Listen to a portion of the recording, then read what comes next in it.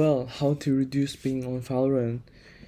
Let's see. The first video is here, how to fix high ping on Valorant. Uh, We can see that he has 10 ms. We can see that there's 10 ms. It's only changing settings about the firewall, which is ineffective. And this guy is configuring TCP. Let's see what firewall is. Firewall in English.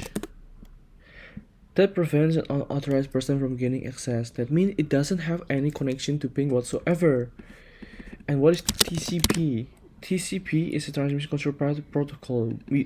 While Valorant use UTP instead, so it doesn't matter if you are configuring settings or changing settings about TCP when Valorant use UTP.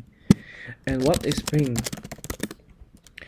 Ping is the latency between your house and the Valorant server, which means that you cannot change the ping whatsoever. If you have a default ping of 10 ms, then you cannot reduce it into 5 or 9 or 8 or lower than 10.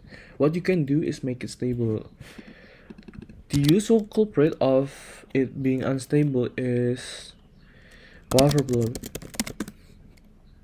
We can see that through this website you can start your own Bufferbloat test. Since I'm using Wi-Fi right now, my test will be so horrible. The result could be so horrendous. It's not perfect for gaming at all. That's why you should always use LAN cable for Valorant. This cable connected through your Ethernet port.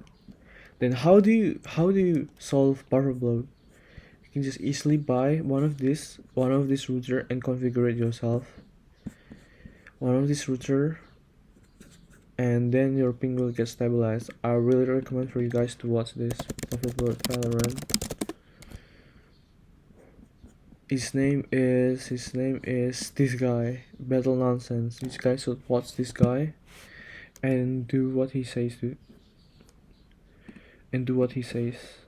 and also this is a trick to skip YouTube ad. You just click skip and then you just go back again and the ad will be gone. That is how you're able to reduce your ping on Valorant, just by stabilizing it.